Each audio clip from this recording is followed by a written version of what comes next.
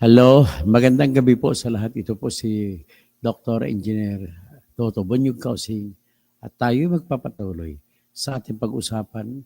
Ang ating adhikain po ay katotohanan at mag-aanalisa tayo base sa kung ano nakikita natin. At ang katotohanan, kuminsan kahit na masakit tanggapin ay pag-usapan natin. Siyempre, tanging sa pamamaraan lamang na ganun, natin malalaman na kung gaano tayo katatag para kung gagawin man natin, magiging problema man ang katotohanan o hindi, at least tayo ay nasasanay sa mga ganong sitwasyon. Ang ating pag-usapan po sa ngayon ay mukhang matapos maisampa po ang dalawang reklamo ng impeachment kung tawagin sa Ingles, ay mukhang mawawalan ng saysay lang ito yung mga lahat ng paghahanda at mga paghihirap na ginawa ng mga taong nagmamahal sa bayan na kapaghanda po ng dalawang reklamong impeachment. So ang impeachment po ay tinatawag na sa English na reklamo laban sa kung sino man ang opisyal na nakalagay sa konstitusyon natin na tatanggalin lamang. Ang pakay lamang yan, either tatanggalin mo ba siya sa pwesto o hindi. Ganun lamang yan ang pakay. So, hindi kasama yan ang pagpapakulong. So, ang ginagamit po na mga akusasyon sa mga impeachment trial or impeachment court ay mga kasalanan din na pwedeng maging kriminal at pwedeng maging basihan ng hatol sa at makukulong ang mga inimpeach. Naalala ko, nung inimpeach si dating Chief Justice Renato Corona, sa kasalanan niya marami siyang pera na hindi nilagay sa salin, ay natalo siya at natanggal sa pagiging Chief Justice sa Supreme Court. Maliban pa dyan, sinampahan din siya ng kaso sa korte. May mga malversation pa na kaso na kung ano. Pero bago namatay, sa alam ko, namatay sa sama ng loob si dating Chief Justice Renato Corona. So namatay siya sa sama ng loob, pero panalo naman siya sa kaso sa criminal case. Talo siya sa impeachment. Yung mga ginamit na akusasyon sa impeachment, yun din pong ginamit na mga kaso, karamihan, na sinampa sa Sandigan Bayan laban sa kanya at nanalo siya sa Sandigan Bayan. So nakita yung sitwasyon, maaari ka matanggal sa impeachment, sa akusasyon, pero maaari rin po na mananalo ka sa criminal case. So ibig sabihin, hindi po ibig sabihin na lahat ng ginamit na kasalanan na inakusa sa iyo sa impeachment ay magiging matibay. Pag-usapan natin si Erap Estrada. Siya po yung una na naging napasakop sa tinatawag na impeachment trial. Sa kanya po, hindi natapos yung impeachment pero natanggal siya sa pagka-presidente kasi pumunta na sa kalsada ang mga Pilipino. Sa buong Pilipinas, sabay-sabay. Ano po ba yung naging dahilan? Ang naging dahilan doon, sa kalagitnaan po ng paglilitis, na sentro ang usapin so kung bubuksan ba yung envelope o hindi. Yung envelope na yun, iniisip ng marami na naglalaman po ng bank account o passbook ni Erap Estrada na sa pangalan ng Jose Velarde. So, kung bubuksan, malalaman kung ilang bilyon ang laman. So, yan ang kinatatakutan ng mga kakampi ni Estrada. So, para madesisyonan kung bubuksan o hindi, nagbuto-butuhan po yung lahat ng mga senador. Nanalo ang hindi pagbukas. So, nang nanalo ng hindi pagbukas, buong Pilipinas sabay-sabay pumunta sa kalsada ang mga Pilipino. Kasi kahit TV lang noon, wala pang Facebook, wala pa kung ano, ay tutok na tutok yung mga mata at tainga ng lahat ng Pilipino sa TV na nanonood. So ganun po katindi. Mas lalo sa ngayon na mayroon pang YouTube, mayroon pang Facebook, mayroon pang Instagram, mayroon pang TikTok, mayroon pang Twitter. Yan po ang pinagbabasihan. So, ang magandang gabi, no? Remy Burihon. Alam ko, nasaan ka ba? Sa Pampanga ka ba ngayon? So, maya pabingi sa mga kabalin ko dyan sa Pampanga. Let us always pray to God. Alam ko, isa sa pinakamalapit sa kung magdasal sa Diyos ay mga Kapampangan. Pero ang problema ko lang, manlalagay din sila sa balag ng alanganin kasi hawak din sila sa liig ng satanas ng bayan. Sino yun? Si Bong Pineda. Si asawa ni Bong Pineda, si Nanay Bibi. Ang anak niya na gobernador ngayon, na si Delta Dennis Pineda, ay tatakbo na lang vice governor. At ang mga anak ni Bong Pineda na iba, tatakbo mayor ng Lubao, tatakbo din ng mayor ng San Fernando City. So, yung mga patayan dyan ay tinuturo ng mga tao na si Bong Pineda nagpapatay. At narinig ko ang kwentuhan dyan, is ito lang ang nangangampanya, door to door, may helicopter. Ito si Bong Pineda. Hindi pa siya yung kandidato, kundi ang kanyang asawa, kanyang anak, 3 anak. So, naimbang nga rabi mga kapsat ko sa Region 1, Region 2. Tapos mga Pangasinense, Santos Silabi. Sa mga kuan, sa mga Ibanag, Mapia nga gabi, sa mga Ibaloy, Mapting nga idabi, sa Kankanay, gawi sa Ilabi, sa mga Itawis, Napia nga gabi. Okay. Sa mga Pilipino naman na nandyan sa Japan, Kunbanwa. Sa mga Pilipino na nandyan sa Germany ay Goten Aben. Mga Pilipino na nandyan sa Italy, Buona Serata.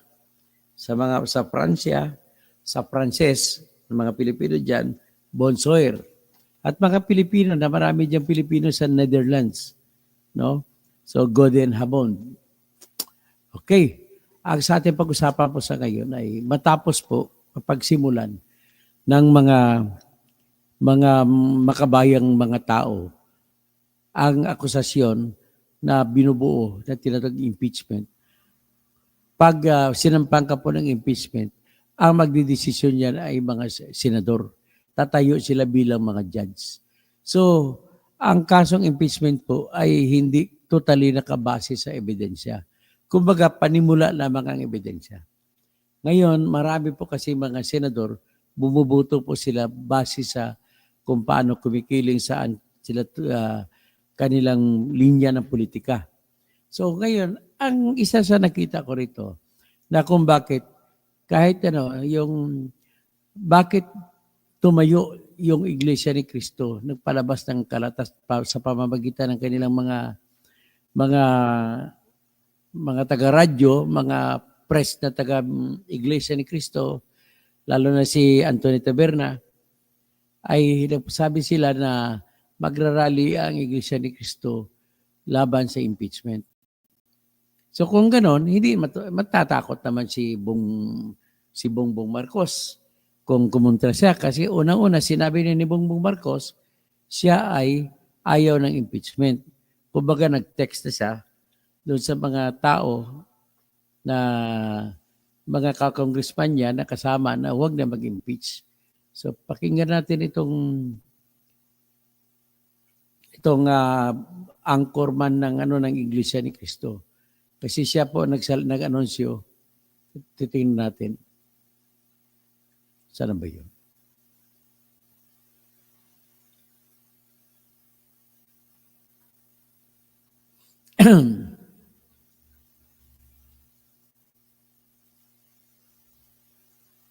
Tapos, nagkaroon pa ng loyalty check itong mga congressman. So, nakita ko rito, ang sabi sa akin ng isang congressman na kaibigan ko, pinapunta sila roon sapagkat ay may loyalty check. At ang mga congressman na pinapunta roon ay nag-door to door sila. Sila? Nag-closed door meeting, no? So, kung nag-closed door meeting, ibig sabihin napakahalaga yun. hindi nililimita, hindi makapasok pati mga taga-media, hindi pwedeng makapasok. Ito na. So ipapasok ko na muna ngayon yung salita ng angkorman ng sa Iglesia ni Cristo. Believe din ako sa kanilang unity, no? At ang nakikita nila dito ay ayaw nila ng gulo. Kaya yan ang nakikita ko na dahilan ko bakit ayaw nila ng impeachment. Sa iglesia ay naghahanda, Nelson. Ulitin ko po ha, ang mga kapatid po sa iglesia kaya ay naghahanda na magsagawa po ng rally. Magsagawa po ng rally upang ipahayag sa lahat ng mga kinauukulan na ang Iglesia ni Cristo ay pabor. Pabor po sa opinyon ng Pangulong Bongbong Marcos na hindi sumang-ayon sa isinusulong ng ilang sektor na impeachment. Dahil maraming problema ang ating bansa na dapat pong unahin ng ating pamahalaan. Ang Iglesia ni Cristo po ay para sa kapayapaan. Ayaw namin, ayaw po natin sa anumang uri ng kaguluhan na manggagaling sa kanino mang panig. Ngayon pa lamang po, mga kababayan, ay nag-uorganisa na po ang mga lokal sa buong iglesia para magkaroon ng mga malalaking pagtitipon. Nason, para ipakita po at ipahayag, ito pong binabanggit namin na pabor kami sa opinyon ng Pangulong Bongbong Marcos na no to impeachment. Dahil ang daming ang problema ng bansa, hindi ba? Ang dapat po nating unahin, ang problema ng bansa na mas malaki. Yes. Hindi po ang impeachment. At dapat... So yan po ang klaro sinabi ng angkorman ng Iglesia at sinabi rin po yan ni Anthony Taberna na Iglesia ni Cristo rin. So dito, kaya nga pwede ko na sabihin patay ng impeachment. So anyway, don't lose hope. Tuloy lang. Kasi marami naman mga tao, ang importante makikinig ang tao sa kung ano-ano mga iglesia, mga lalabas na ebidensya. Naalala ko tuloy sa panahon ni Erap, nung titirahin ata si Erap noon, lumabas din ng iglesia, nasalba na rin si Erap. So ito na ngayon, titirahin na rin si Sara Duterte, lumabas yung iglesia. Ang totoong kwento dyan, of course, valid naman ang kanilang rason. Ang totoong kwento dyan, ayaw talaga ng iglesia, maipit sila sa gitna. Ayaw nila mag-away itong dalawang grupong ito. On the other side naman, bakit si Bongbong ang una nagsalita? Ang pakiwari ko, una nang sinabihan si Bongbong ng Iglesia ni Cristo. Kaya inunahan na ni Bongbong. Ganun po. So nakita mo si Sara, parang nakangiti. So yan po ang the power of the church, no?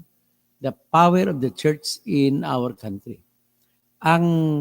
Kung bakit ang lakas ng iglesia, sila po ay napatunayan na nila na kung anong salita ng pinuno nila sa patungkol sa aksyon sa politika o boto ay wala na kayong magagawa. Susunod at susunod lahat yan. Kahit ayaw pa nila. Natandaan ko si Kaper Silapid, Iglesia ni Cristo. Sinusuporta ni Kaper Silapid noon si Mayor Lim sa kampanya. Kalaban ni Mayor Lim si Erap. So, nung nagbutuhan na, umiyak si Percy kay Mayor Lim.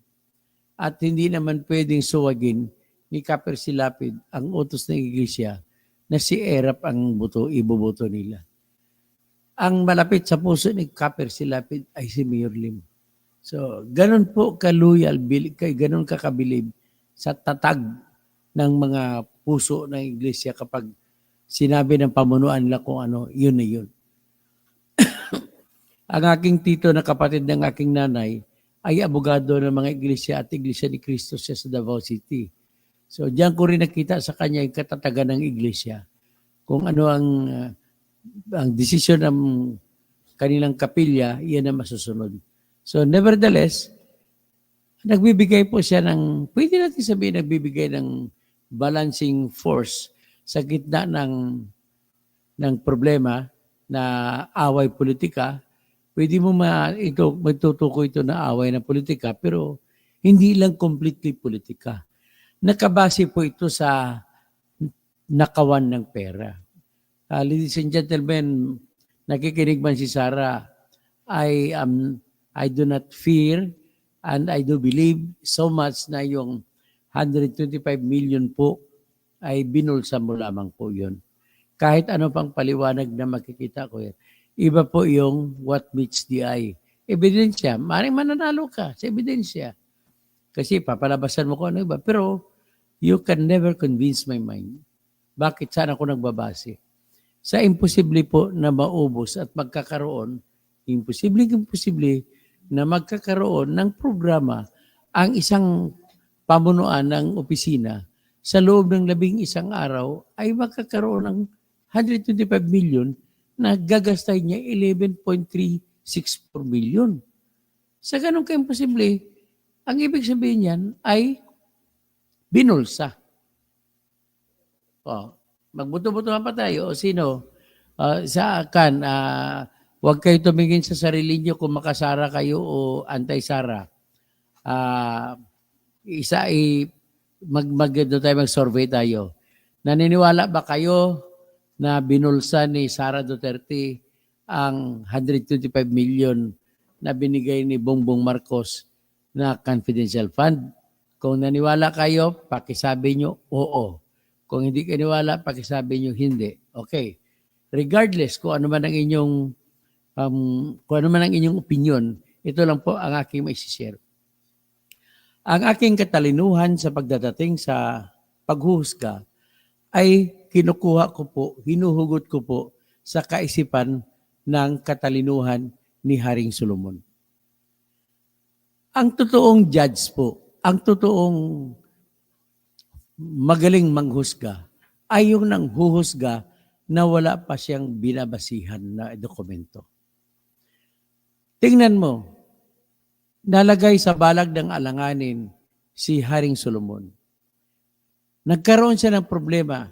Sino sa dalawang babae ang desisyonan niya na totoong nanay ng bata na pinag-aawayan? Yan ang tanong. Walang birth certificate, pareho mga babae. Siyempre, nung araw, wala namang birth certificate, di ba? Pero ibig sabihin, wala kang ibang katibayan. Hindi naman pinakita ko sino tatay. At least kung pinakita ang tatay, malalaman mo kung sino girlfriend ng tatay. O di kaya, kaitsura ba ng tatay yung anak? So, yan po ang katalinuhan ni Haring Solomon. Yung mga judge ngayon, low quality. I beg your pardon and I am sorry and I am apologizing to the justices of the Supreme Court led by Justice Alexander Gismundo. And also the justices, kasama na dyan si kaibigan ko na maranaw na magaling na justice na si Japar Di Maampaw. Kasama rin dyan yung isa rin sa hinahangaan ko na justice na si Marvic Leonin. Kasama rin dyan si Benjamin Kagiwa na kaibigan ni Mr. Orlan Mauricio. Kasama rin dyan si Justice Henry Paul Inting na siyang nagpapanalo sa kaso na sinampa ko kung saan ang issue, ilang taon ba talaga dapat pwedeng isampa ang cyber libel o yung libel sa Facebook. Ang aking argumento, 1 taon lamang, nanalo ako. Ang tawag ngayon yan, ng mga taga-media, ay causing doctrine. So kung magmura ka sa Facebook, magmura ka kung saan sa YouTube, huwag ka mag-alala, 1 taon lamang ang antayin mo at hindi na pwedeng kumaso ang tinira mo sa iyo. At ako rin po ang nagpapanalo sa isang petisyon na sinampa ko noong 2008 sa lahat sa Supreme Court ang lahat po na 15 justices ng Supreme Court ay bumoto pabor sa petisyon na aking ginawa. Ano po yung petisyon na yon? Hiniling ko po sa Supreme Court na mula ngayon, iutos sa lahat ng judges na ang iparusa sa lahat ng mga makukulong na masentensyahan sa libel ay hindi na ikulong, kundi parusahan na lamang ng multa na 6,000 piso. Kaya naswerte si Erwin Tolpo. Siyang isa sa una na nakabiyaya sa ginawa ko. Ikukulong na sana siya sa 4 na libelo na dahil sa sinulat niya na mga pagtitira kay Attorney Rolando So doon sa Customs of na official ng Customs, abogado yan. Tinitira niya na extortionist lahat-lahat. Kinasuhan siya sa Pasay City RTC. Natalo si Erwin Tolpo, 4 na count. Ikukulong na umabot na sa Supreme Court. Dahil sa ginawa ko, ay maswerte siya 2008, tinanggal ang parusang kulong. Biro mo kung natuloy yung parusa, so 4 at normally na kulong yan ay 4 na taon. So 4 times 4, dapat 16 years. Dapat magdurusa si Erwin Tolpo sa kulungan. Pero naasar lang ko dito. Bakit? Nung siya, hindi siya sinampahan ng nuisance. Ako naman, sinampahan ako ng nuisance. Ang kanya, sentensyado sa 4 na libel. Ako, dinisbar na Supreme Court. Yun lamang ang ginamit na dahilan ng Comelec para hindi ako ilagay sa listahan ng mga tatakbo na pinapayagang tatakbong pagkasenador. Well, I am proud to announce to the whole world that I will win this case. I will beat Comelec. I will defeat George Erwin Mujica Garcia. Naniniwala pa ako, nasa labanan po ito ng kabutihan laban sa kasamaan. Kasamaan na kakasama ni George Erwin Mujica Garcia laban sa mga kasama ko rin na mga bababait, lalo't at mga pasensya na mga BBM at saka DDS, yung mga kakampi ko karamihan umaasa lamang ako pag naisama na ako doon sa listahan, wala na akong ibang asa na boboto sa at kakampanya sa akin kundi yung mga kulay pink. Ganun lang po, simple. Although marami ding iba, yung mga neutral na tutulong sa atin. Sana na lang, ang inahabol ko lang, sana, dikit na dikit, kasi dapat January ay mailagay ng pangalan ko sa baluta. Kasi kung hindi may lalagay, useless. Pero pinagdasal ko po, matindi po ang paniniwala ko sa Panginoon. Mas matindi pa sa paniwala ng iba dyan kung sino. Natutulungan ako ng Panginoon. Okay? So, I'm talking about God. I just do not know kung saan mapupunta ito. Titingnan, basahin ko nga ang inyong i-comment. Pero bago ako magbabasa ng comment ninyo patungkol sa impeachment, nais ko lamang ibalita sa inyo na tumawag sa akin ang isa sa malapit sa akin na subscriber ko na si Papa Doms, no? O hindi ko nabanggitin ang apelyido. At nagrereklamo siya sa kanila sa Batangas daw. Taga-Tanawan siya eh. Sa Batangas daw ay ginagamit ni Vilma Santos, ni Ryan Ricto, ni Lucky Manzano at ibang mga kakampin lang politiko ang tinatawag na pamaskong handog para sa mga senior citizens. Pwede naman po ipasa sa GCash, ibigay sa mga senior citizen. Pero anong ginawa ni Vilma Santos? Ginawa nila ng paraan ng mga senior citizens. Alam niya, mahina na ang tuhod ng mga yan. Pinag-antay mo isang buong araw para makuha lamang ang pensyon o regalo sa Pasko na 1,000 piso. Vilma Santos, bakit naman gano'n naman yan ang ginagawa mo? Hindi ka na nakagana. Gumagawa ka pa ng political dynasty dyan sa Batangas. Talagang nagtatlong taong ka na, tatlong termino ka na naging gobernador.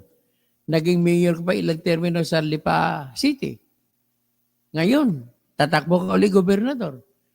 Ang gagamitin mo pang kampanya sa sarili mo, parang ipakilala mo na lang sa mga tao, ijijikas na lang ang pera, bakit papipilahin pa nila mga senior citizen ng mga Batanggenyo kung saan pupunta?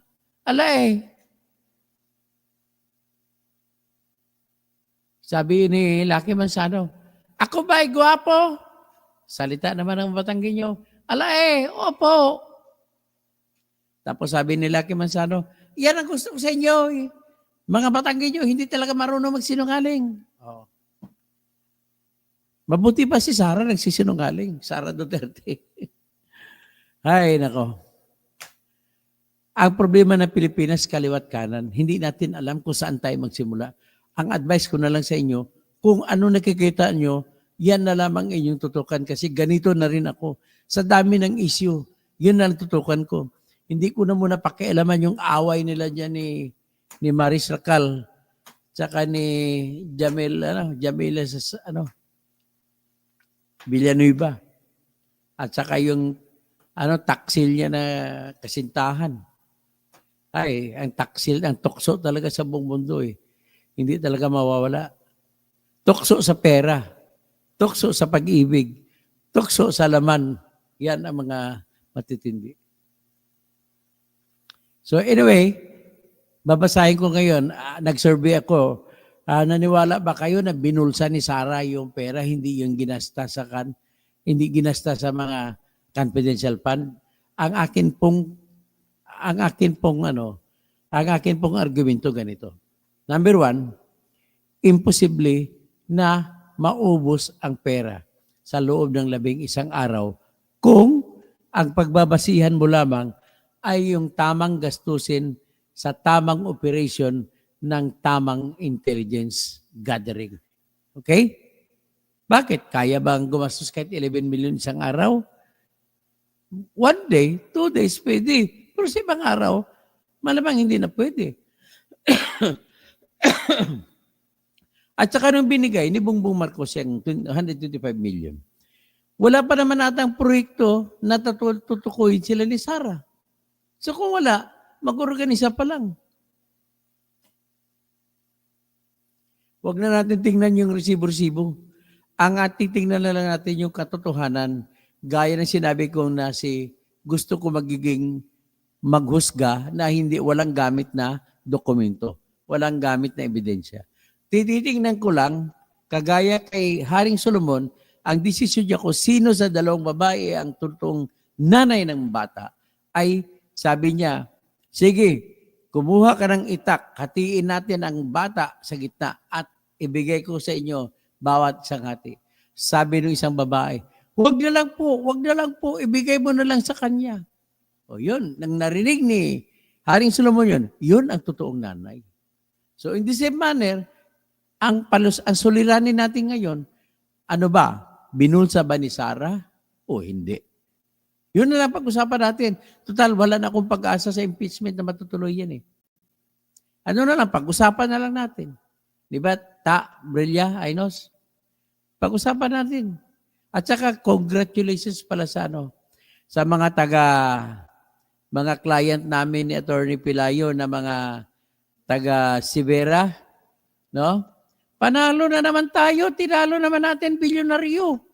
Tinalo Westchester Realty Corporation at tinalo rin ang Globe Isatic na bilyonaryo na pag-aari naman ni Delpen Lee. Ang alam ko, pag-aari ni Delpen Lee, pinapadami-dami niya lang na kuno si Valencia ang may-ari ng Westchester. Pero sa totoong kwento, siya po pinagamit niya lang Westchester. Nanalo kami at binasura ng korte ang kaso nila na pagpapalayas sa bahay ng aming mga kliyente. Okay? Maraming panalo na. Iyan naman ay 2 in a row kung bahay ang pag-usapan. Yung nauna, biro mo, ang kaso naman ito, ikwento ko lang siya sandali. mahigit 200 na mga client namin dyan nagsimula. At 2011 ay hindi na nagkabayad sa amortisasyon sa bahay sa buwan ng hulog. Dahil lumayas si Delphin Lee at lumayas yung nagbenta ng bahay, yung Globe Estates. At kung bakit lumayas, dahil po ay mayroon silang kasong syndicated estafa at arestuhin sila at walang piyansa. At dahil lumayas, wala, 10 taon din hindi nakabayad ang mga client namin ng buwan ng hulog. Ngayon, nanalo si Globe Estates, nanalo siya sa kaso niya, bumalik na naman siya. Pero gumamit ng ibang kumpanya at doon niya pinadaan na kunwari, binili na ng bagong kumpanya. So ngayon, nang nabili ng bagong kumpanya, gustong agawin ang lahat ng bahay. Mabuti na lang, matalino ako. Ginamitan ko sa totoo lang, ginamitan ko ng utak. Alam po ni Michelle Gabinete, alam din ni Remedios Burihon, si Remy Burihon, kung gaano tayo. Ayoko na manghambog, pero yan ang katotohanan eh. Na panalo ko pa. Pero po 10 taon na walang bayad, panalo ko pa. At hindi sila pwede palayasin. Ganun na kasimple po. Kung paano ko ginawa, hindi ko nababanggitin. Kasi baka makunan ako ng teknik taktika. Si Ta Brillahinos, alam niya yan. So anyway, ang ating pag-usapan ng isa, binanggit ko mag-round up ako. Una, si Sarah, wala na, dead na itong impeachment. Nakikialam na kasi po ang Iglesia ni Cristo. Sigurado ako hindi naman kaya ni BBM at hindi kaya ng mga congressmen. Mga lahat ng congressmen po ay takot sa Iglesia ni Cristo. Bakit? Buo kung bumuto yan eh. Kahit kung kunti lang sa isang lugar, buong-buo yan kung bumuto. Solid. Katoliko, hindi. Protestante iba, hindi rin. Mga Muslim, hindi rin. Mapaya magawi, lakon sa mga pagariakan, pakatakan. Bismillahirrahmanirrahim. Assalamualaikum warahmatullahi wabarakatuh. Mapaya kagawi sa mga pakat, ago pagari, sa mga tausog, marayaw dum. Sa mga Surigao nun, maradyaw nga duyom. Sa mga waray-waray, maayong gabi. Maupay nga gabi. Sa mga Ilonggo, maayong gabi. O sa Cebuano, maayong gabi. Sa mga sa Buholano, kung saan ang aking asawa ay tagaron, maadyong gabi. Sa mga taga Mindanao, karamihan, Cebuano speaking, maayong gabi kaninyong tanan. Ang doon naman sa South Cotabato, sa North Cotabato, sa Sultan Kudarat, at saka sa Sarangani, sa General Santos City, more than 50% dyan ay salita nila ay Ilonggo. So sa inyo tanan, maayong gabi sa mga palangga ko dira sa Coronadal, sa South Cotabato. Sa akon nga mga kaparentihan, Ilonggo, salitang Ilonggo yun, salitang Hiligay nun. Mga pinsang buo, o pakaisa, pakadua, na nga ara dira sa Ahoy, sa Barutak, sa Pili, sa Progreso, sa Bangurukuro, sa Sara, sa Concepcion, sa Estancia, sa Balasan, maayong gabi sa inyo tanan. So District 4 sa Iloilo. Maayong gabi kay Mr. Tony Parcon, kasama namin sa sa Bunyog. Ibunyog nyo na yan kasi ang mission ng Bunyog para sa tao. So ngayon, ito sasabihin ko, huling topic ko bago ako umalis. Naisampa ko na po. Maisasampa ko na bukas. Kasi tapos ko na po yung petition ko para sa Supreme Court na ibabasura ang desisyon ng COMELEC na ako'y tanggalin sa opisyal na listahan ng tatakbo senador. Kaya, I am so proud, sinabi ko kanina, kakampi kong Diyos. At kung kakampi kong Diyos, sino pang kukontra sa akin? Parang ganun lang kasimple. At ang tangi kong kalabanin lang dyan, wala po sa Biblia, wala po sa lahat ng libro, wala po sa lahat ng argumento sa batas ang nagsasabi na pwedeng gamitin ang pagkatanggal ng lisensya ko para bawalan ako tumakbo ng pagkasenador. At saka wala rin sa isa qualification, hindi naman ano yan. At saka pala, mayroon akong inilalaan na expose dyan sa Muntinlupa. Abangan nyo yan ha. May isa dyan sa Muntinlupa. Tumakbo ng party list. Ha? Pero disqualified na pala. Mandaraya na patunayan sa eleksyon na disqualified na. Tumakbo, ilulusot niya sarili. Nagiging party list congressman. Ilalaika ko yan. Bibisto ko yan bukas. Okay? So, Skydance Mentinilla. Ito muna, si Ilonggo, Sara resign. Dami-dami So, Nelson Lirio, Senator Toto, lahat na sa ating bansa, urap, puwira itong mga tunay na oposisyon. Ilonggo, Sara resign. Galit na galit si Toto. Toto! Skydance Mentinilla, dapat huwag makialam mga INC. Bing liwag, paano kung magsalita si Sara na Smartmatic? Ayun! Patawarin ko si Sara Duterte kapag magsalita siya na nanalo sila ni Bongbong sa Smartmatic. Alberto Matis, sumapi ka na bagay ka doon. Ano bang ibig sabihin ito? Merjan distress ang Iglesia ni Cristo na ba talaga yung tinitingala? Wala tayong magagawa. Malakas ang boto nila eh. J. De La Cruz, pero nasa gabinete pa ba si PBM? Si Camanalo.